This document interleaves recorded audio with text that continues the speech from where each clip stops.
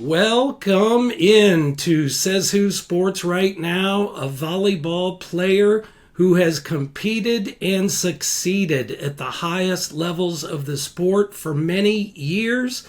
In college, she played a key role on the powerhouse Penn State teams that won back-to-back national championships in 2013 and 14. In fact, she was named Most Outstanding Player of the 2014 National Championship, has played in some of the biggest matches in the sport in many countries, including Puerto Rico, Poland, Turkey, and Italy, is the captain of the Columbus Fury of the Pro Volleyball Federation.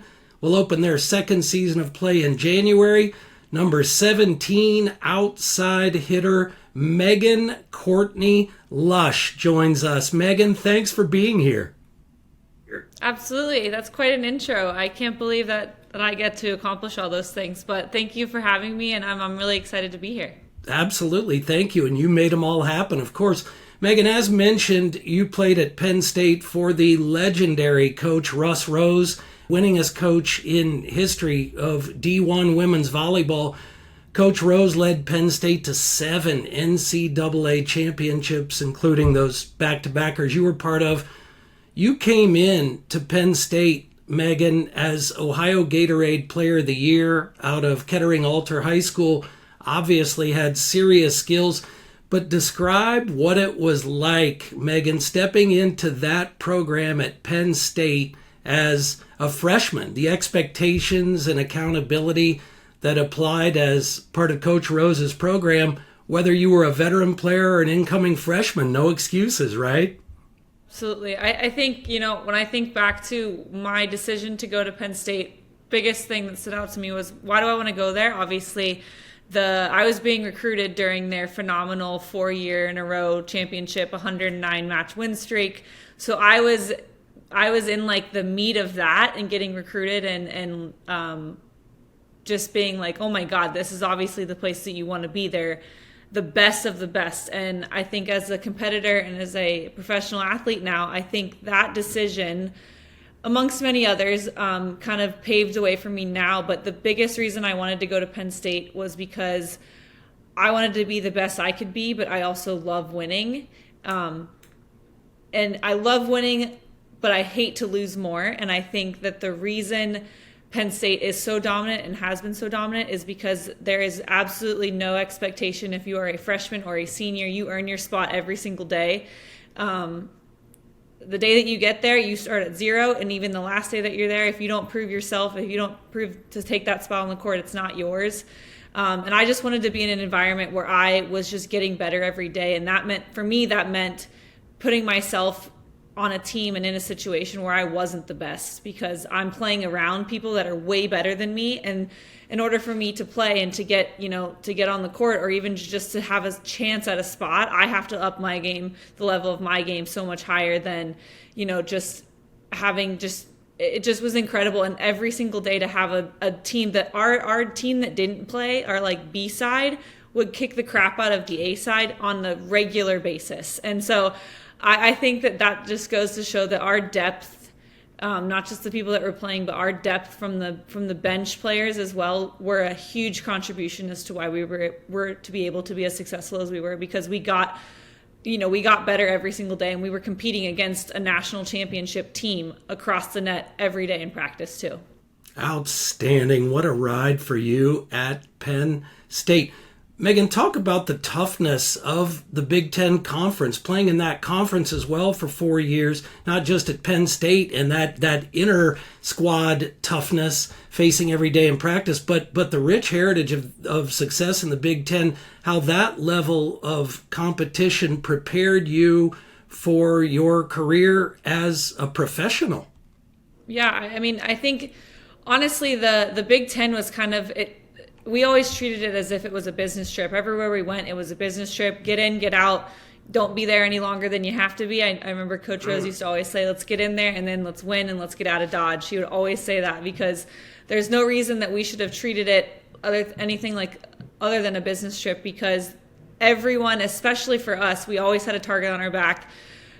we got everyone's best every single night. So if we weren't at our best, then we were not going to win. And there were some times, that we had some slip ups and it was a close game 5 where we did end up losing. And that was a perfect example. And it wasn't like, oh, we're losing to, like a Nebraska or a Wisconsin who's, 1, 2, 3 in the Big Ten or Minnesota. Right. It was, hey, we're slipping up against a really good Illinois team that's like making in the Elite Eight, or, a really good Michigan team who went to the Final Four my freshman year. Like they weren't ranked, but the strength across the Big Ten was always you had to bring your A game.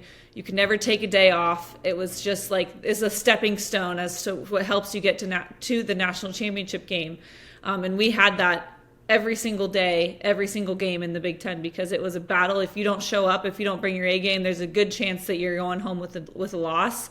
And, that wasn't acceptable for us. So we made sure we had to come in focused every single day that, we're not taking any prisoners in this match, no matter what they're ranked. If it's a really good team, if it's a really not so great team on the stat sheet, it doesn't matter. The Big Ten is just a powerhouse of a conference and still is. So it just allowed you to have the mindset of, this is a business trip, and it's not, I'm not just here to have fun. I'm here to work. I'm here to do my thing. We're going to get out of Dodge without having any, hopefully, hiccups, but we're going in and doing our business and getting out. Outstanding. Megan, talk about that feeling of winning the back-to-backs. And as you said, when you were recruited, they were in the middle of a long unbeaten match string. I think at one point, right, had 4 consecutive national championships prior to your back-to-backers. So you win back-to-backs when you're there. Then you're named most outstanding player of the 14 championship.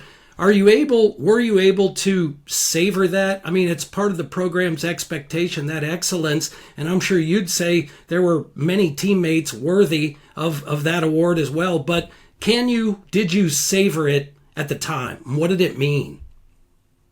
I think, like you had mentioned, the expectation at Penn State was national championship, and anything that fell short of that was just not a successful season.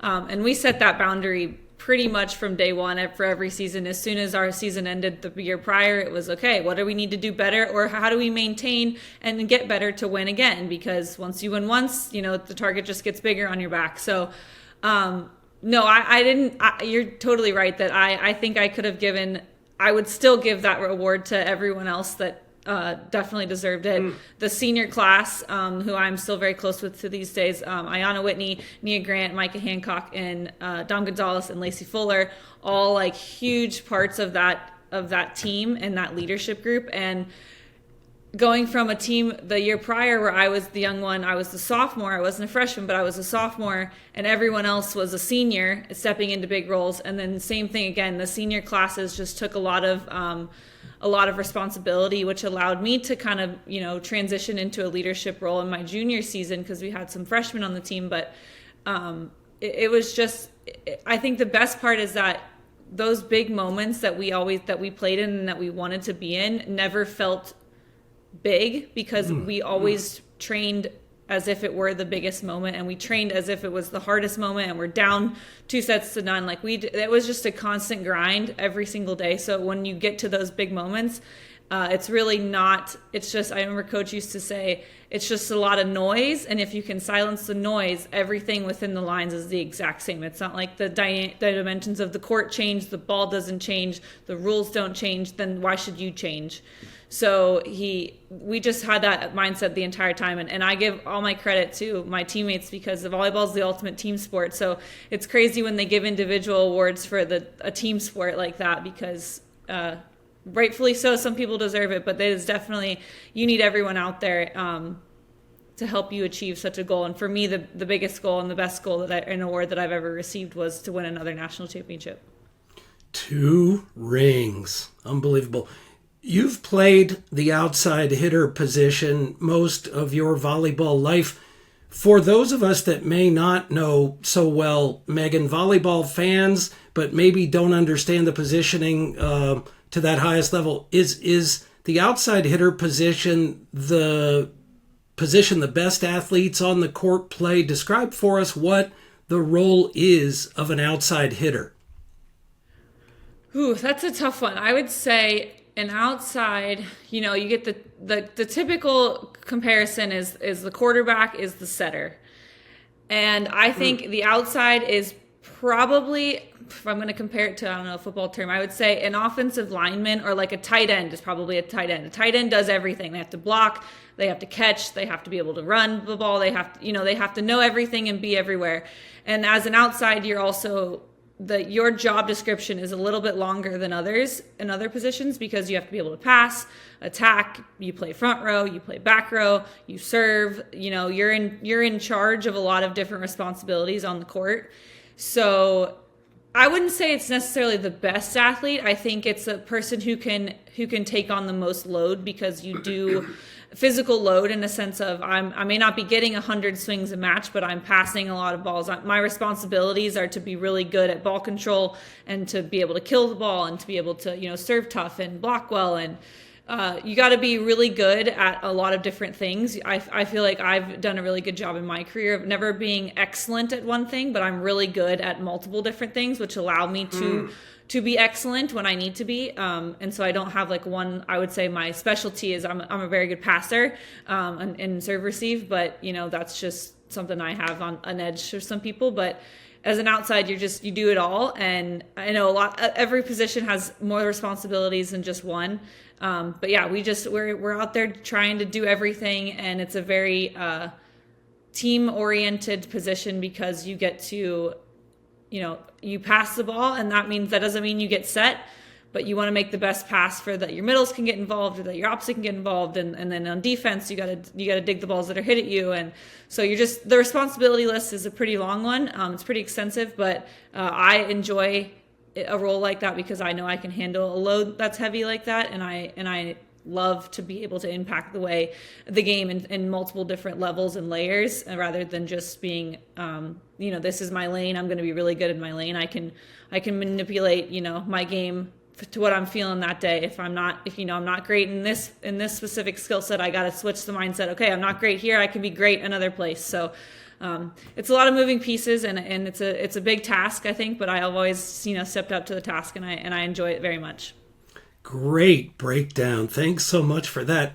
Love seeing the intensity at the net. A couple of killers at the net, kill or block. Now this is coming from a form of ignorance. I'm a big fan of the sport. I watch it. It's amazing to me, the skill.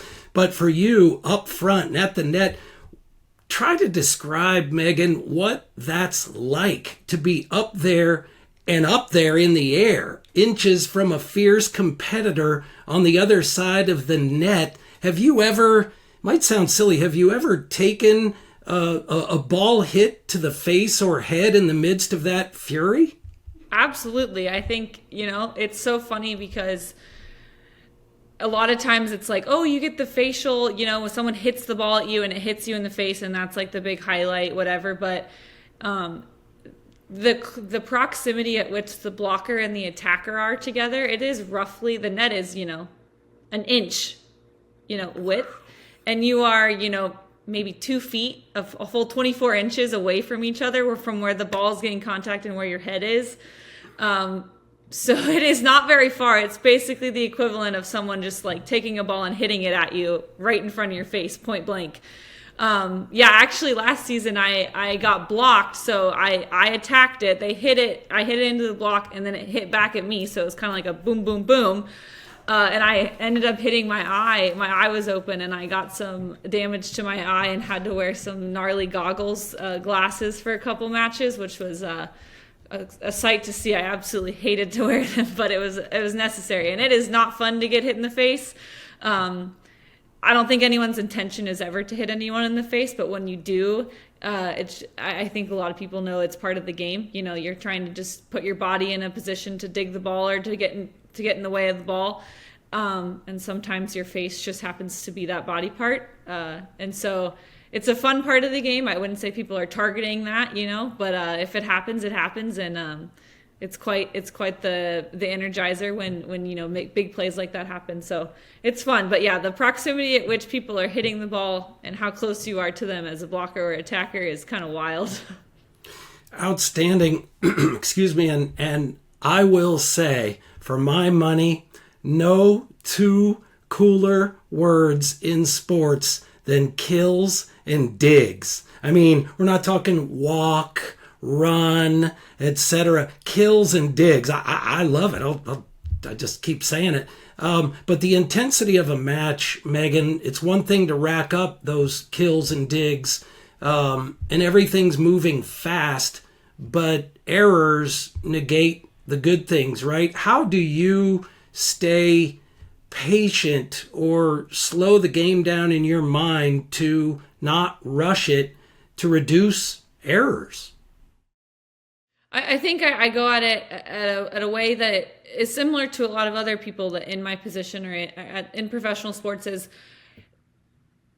I strive to be perfect, right? That's the goal of anyone, I think, in any job that they do is they want to be perfect. They want to push the needle and always are trying to get better each day.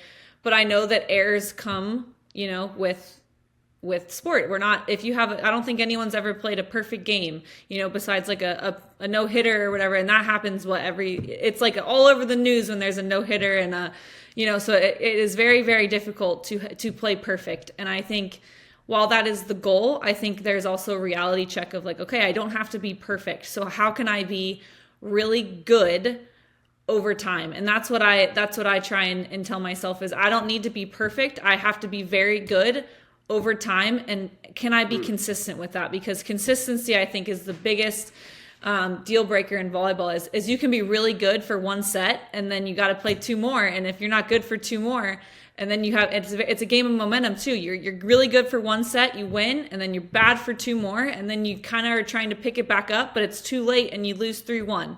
And so if you can be really good over time, and I think as a team, the teams that win the most are just very consistent. They may not be the best at something, or sometimes they just have an overbearingly talented team that just runs over people. But the majority of the time, from any level of volleyball, is who can be consistent the longest. And consistent doesn't mean that you're error free. It just means that you minimize your errors, but you are just very good over time. And so I continue to tell myself that. From when I was at Penn State all the way until now, can I be really good over time? I don't have to be perfect, but if I can be consistent throughout the match and everyone knows and my teammates know I'm consistent, then that's something to build off of for them as well, to be able to be like, okay, she's doing this, I can do that. I can worry about my stuff. I don't have to worry about her stuff. And so it's kind of a good puzzle piece that I try and bring to the team to how to make us, be successful is, am I really good at my stuff? And if I'm good at my stuff, nobody has to worry about my stuff. So then I can try and help other people if they're struggling. And then vice versa. If I'm not great, somebody who's got their stuff figured out can come in and help me too. So it's a really cool dynamic to try and work with. And there's a bunch of moving pieces in sport and in volleyball specifically. So just being consistent, I think, is the biggest thing that I strive for every day, especially when I'm not feeling, at my best, is okay, I just got to be good. I don't have to be great. I got to be good, but I got to be good over time. And if I can do that, I feel pretty good for my chances and my team's chances to be successful. Number 17 of the Columbus Fury, captain, number 17, Megan Courtney-Lush, laying it down for us. You mentioned there, Megan, that errors are, as we know, part of sports. Injuries, unfortunately, are also part of sport. And in your long career, you've dealt with your share of serious injuries, torn ACL twice, torn meniscus, 3 knee surgeries in your career. No one obviously would wish to be injured and have to go through the tough rehab process. You've done it multiple times, but talk about how fighting through and overcoming those injuries, Megan, taught you patience and brought you perhaps increased mental toughness. In essence, how the injuries perhaps made you a better player? Yeah, absolutely. I totally agree with you that injuries are part of sports. You just don't want it to be you that goes through it. And I actually, unluckily but luckily, tore my ACL in high school. So I was a sophomore in high school, so I still had some time before I got to Penn State. But in my head, I was like, I truly think, and I don't think I've ever told him this, but Russ Rose, I committed to Penn State the week after I tore my ACL. He came to my basketball game. I was not playing in, and he came to my basketball game, and I told him, I remember I said, I'm 99% in. And he said, how do I get that 1%? He came to the game and I looked at him and I said, you got your 1%. And that's how I verbally committed to him. And I truly think that was a huge moment for me, because injuries are a part of sport, but when someone believes in you, I knew in that moment that I had to get back. Like, it was like, okay, this happened. I'm not going to cry about it, whatever it is, what it is, but what's the next step? Like, how can I get back? And then I think the same thing happened when I tore my second one. I was my first year with the national team, and then I tore it. I was in my pro team in Turkey for less than 48 hours. Right. And it happened, and I was like, okay, like at that point I was like, okay, am I done? And am I retiring? Like, is this it for me? Because I don't know if I want to go through that again. I've done it before. And that lasted for about 30 seconds. And then I was like, no, absolutely not. Like, I'm ending this on my terms. Like, me and volleyball get to end on my terms, not anything else. So, just going through such grueling things as an ACL tear, it is not easy, but it is definitely a huge part of, I know what hard work looks like, and I know what it takes to get there. I also know the importance of, all the other things that come, not just like what happens on the court during a match. It's what do you do behind the scenes? You see the articles, LeBron James spends over $1 million on his body every year, whatever. Like, I don't spend $1 million because I don't have $1 million, but I understand the importance of taking care of your body, especially as a professional athlete. Your body is your job. And if I don't treat my body well, I can't do my job well. And so I think having an injury and then having the same injury twice, both on kind of weird accidents, fluke accidents, it really allowed me to know and how to prepare my body each and every day to go to battle and to be in a position where I feel like I'm successful and I'm putting myself in a situation where I can help the team out. Because if I'm hurt, I can't help the team. I can help, vocally, as a leader, trying to do that, but I want to be on the floor, or I want to be able to help the team physically as well. So it taught me the importance of taking care of my body, not just while I'm playing, but during the off season. What does that look like? Giving myself rest, understanding the importance of like strength conditioning and, getting stronger, and rehab and prehab, and doing all the things that it takes to get yourself back to the court. Excuse me. So yeah, it's part of the game, like you said, but it's definitely a part that it's not easy. It's not fun. I don't think people enjoy that grind necessarily, but it definitely pays off. It's one of those things where you put in the time, you put in the effort, it definitely will pay off for you in the end. It's just about how much time and effort are you willing to put in. So well said. And you mentioned the toll that years of playing the sport, that grind takes on the body. You are getting ready for camp. Camp starts in a couple weeks, right? The season for the Columbus Fury kicks off in, I think it's January 11th, early January. How do you take care of, what do the workouts look like for you off season, Megan? How do you prepare? So I think for me, it's I think the best part is that all of us at a professional level should understand and should be listening to our body. So for me, that looked like 2 months of absolutely, I am taking off. I hadn't had off this was the first off season that I've ever had as a player. I will say that being a mom, I was pregnant for 9 months. So that's not an off season. You're growing a human, that's not off season. So this was the first time I had an actual off season. So I was like, you know what, I'm decompressing. I am taking 2 months off, absolutely doing nothing. And then I can go, okay, now I'm shifting to, I'm getting stronger. I'm getting in the weight room. I'm working out really hard, lifting really hard, building that muscle strength, building that base back to have, because when you get into a grueling season like we have, it's really hard to continue to lift. It's more of a, can we maintain what we've built?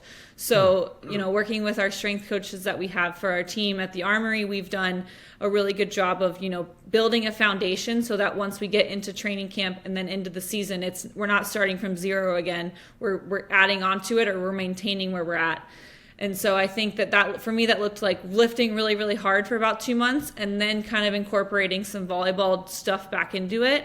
And then slowly getting back into volleyball shape too. And having a balance of strength and conditioning plus getting into the gym to keep up with volleyball. But for me specifically, that did not look like I'm going into the gym every single day, taking 100 jumps, 100 swings. Absolutely not. My body I would have not lasted very long if that was my regimen. So, but I listened to my body, and I listened to my team professionals and medical staff that also know what I need personally is a lot different than what, my teammates might need, but that's just what my body needs. And so, listening to that and understanding that this is the time where I need to listen more to my body. It's not, okay, I don't have to, push extra hard and then I get injured. It's not like I have to play in this game. It's like, what, let's dial it back.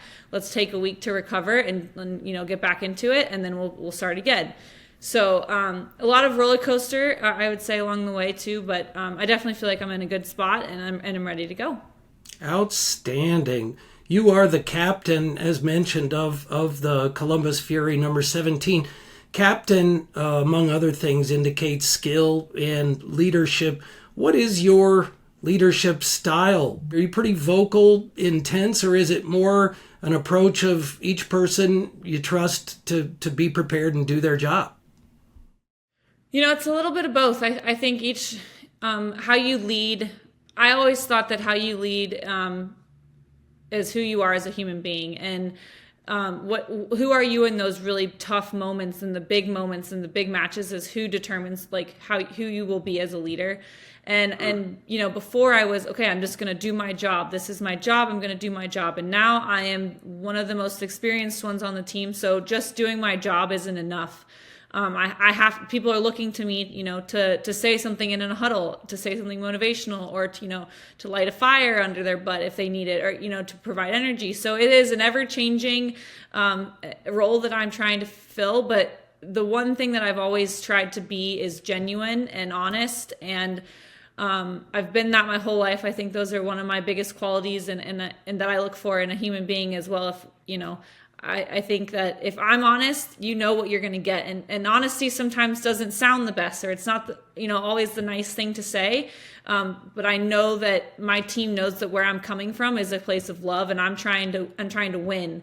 I'm trying to make us be successful, and I'm demanding a lot out of you, which means you can demand a lot out of me. So kind of that, that role of, hey, this is the expectation. We all agreed to it at the beginning of the season. Our goal was to win. I always say there's a line, and are we above the line? The line is we want to win the championship, right? If we're above the line, awesome. Was this below the line? Okay, it's below the line. That's it. We don't need to go into detail. Okay, what are we doing to change it? And then how do we get back above the line? So I think the other thing that I really try to do as a leader is to make sure that everyone has a voice and know that I'm not I don't know everything.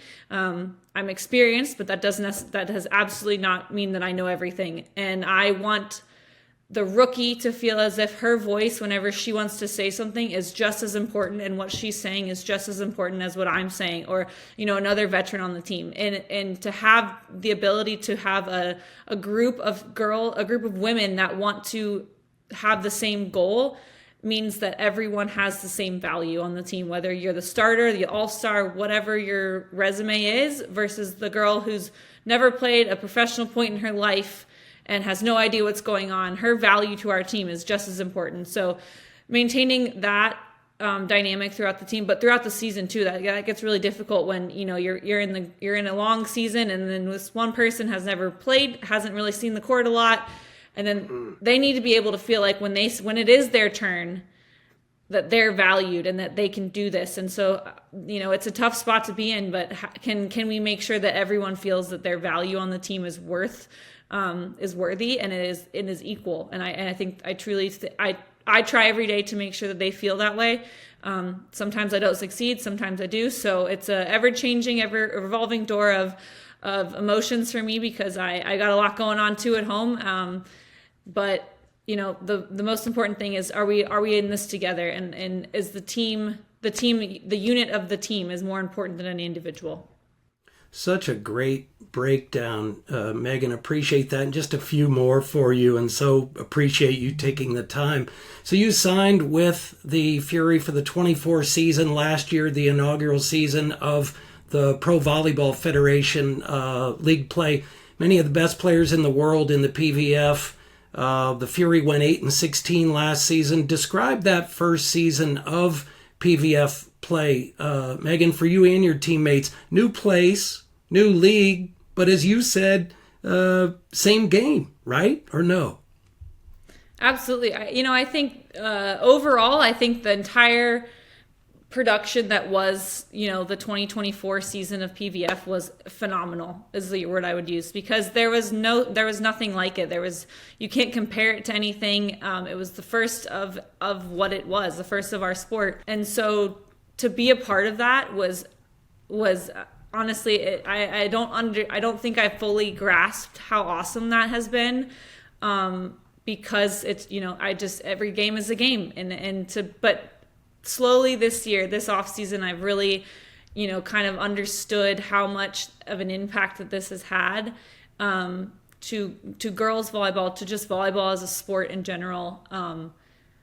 But I think the biggest thing that I'm taking away from the season before and into this season is that, we want this. This is a professional league, and this isn't just an extension of college ball. This is I'm putting on my big girl pants, and this is my job.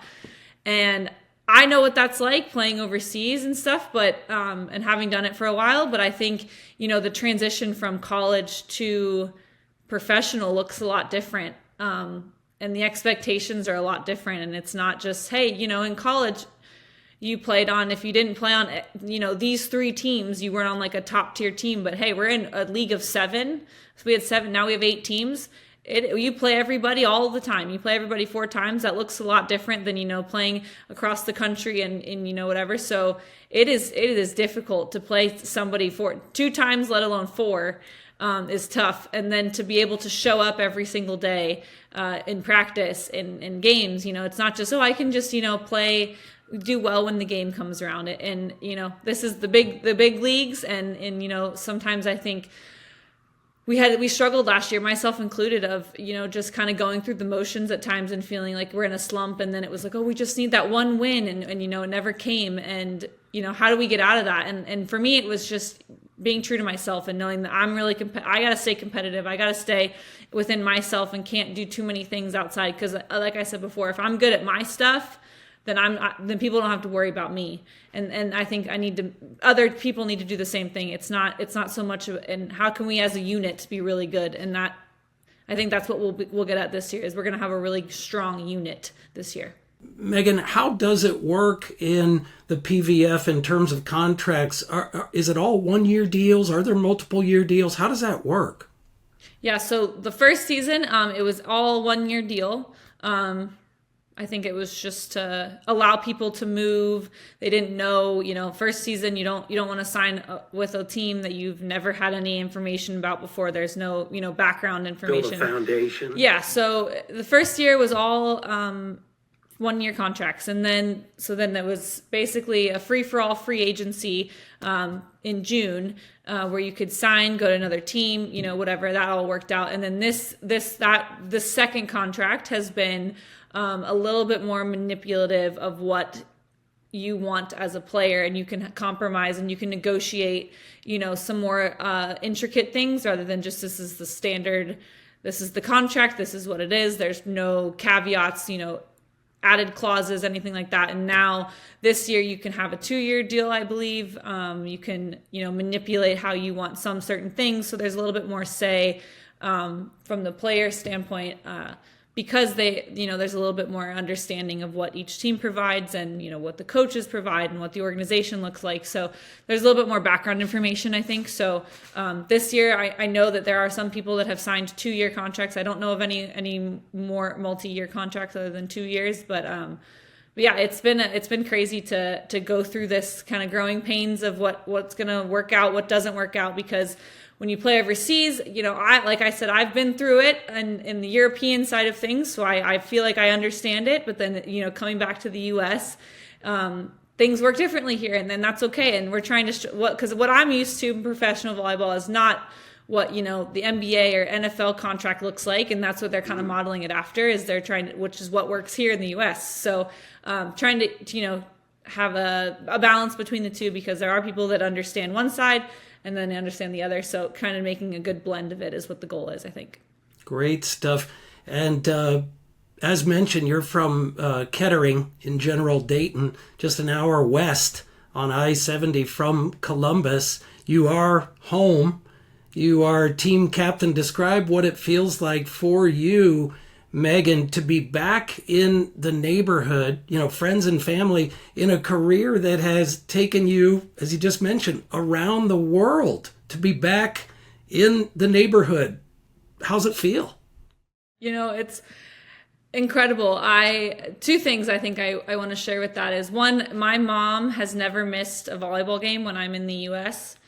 Wow. She went through my entire college career. I'm pretty sure she's never missed a club tournament. I don't know.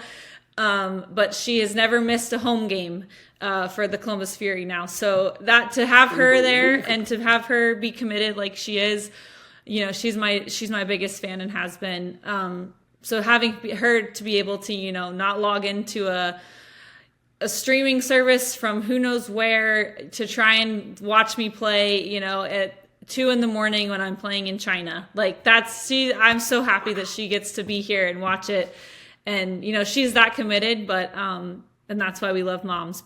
And second thing, I think, it's so funny. I was gone for, and I say gone, I live in Ohio. My residence has always been in Ohio, but I think once I graduated college, my time in Ohio was probably 7 days a year if I was lucky. Wow. So to be able, and I still have friends that live here, and my husband and I have built a community here and of friends and stuff, but it was always like, hey, let's go hang out. I'm here for 6, want to have dinner? It's one day we got. Does this work for you guys? Okay, great. So, to stay in contact with those people, but then to come back and be able to have them come to a match and be like, see, I wasn't lying. I do actually play volleyball. I don't just disappear for a 10.5-month, 11-month period of time. Right. It has been really fun to just have them come and support me and support the team and understand. It's just so, I remember joking with my old neighbor, like you never see me. I own this house, but you never see me. And then they came to a match and they were like, wait, we knew that you did this, but this is exceeded all expectations of what we thought in our heads that this could be. So, to have that experience and to have, people that I'm close with and that I love support me, and to be able to see, me fulfill a dream that I've been living out for an extended period of my adult life is awesome, because they get to experience that and get to be a part of it and sharing it. And I think the coolest part is that my job is to keep a balloon off the ground, for relative speaking. It's just to keep the balloon off the floor, just a glorified version of it. And I'm so proud that I get to do what I love. And a lot of people don't get to, their job is not something that they love. It's just a job. And I am so beyond grateful to have something that I am so passionate about, but also have people that support it and know that we're so passionate about it and we get to share it with other people as well. So good. And lastly, then I'll ask you, what do you say, Megan, about and you mentioned some of it there, your gratitude for the sport of volleyball and the ride it has given you and what you've learned from it?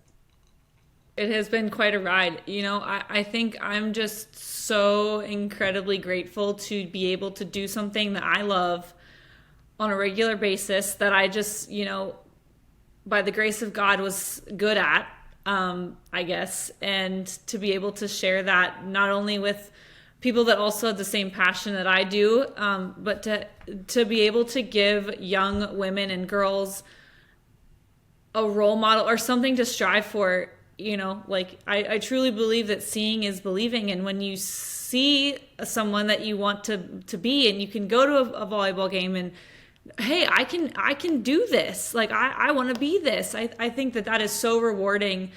And to know that I have a daughter who gets to grow up in a country that has professional women's sports that is promoted. It's not just oh yeah, it's over here and they kind of do it and whatever. The WNBA is taking off, the WNSL is taking off, and we're taking off. Just getting stronger. Right. And so to have her be able to live in a country that is prioritizing women's sports and just how awesome women are, is phenomenal. And I'm so lucky to be a part of that and to the smallest amount of part that I will play in, hopefully the years to come is so rewarding because, especially now, I when I played volleyball like collegiately and professionally, the goal was always, I want to be an Olympian. I want to be on the national team. I want to play this.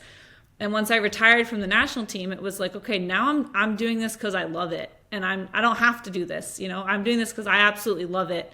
And I get a chance to give little girls and little boys that grow up and are playing volleyball, they can see how awesome this game is and how fun it can be and how uniting it can be and how much fun it is to just like be around a community, like a sports community. To have something to unify everybody, I think is just so incredibly rewarding, and I get to do it as my job, and not a lot of people can say that they get to do something like that. So I'm incredibly grateful, incredibly humbled to be able to do something that I love on such a high scale like this.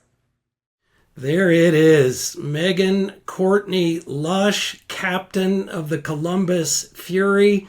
Season kicks off January 11th. Home matches at Nationwide Arena in Columbus. Megan, so appreciate you. Learned a lot. Thanks so much for taking the time. Look forward to coming and watching you and your teammates with the kills and the digs and everything else. Thanks so much, Megan. Yeah, thank you so much.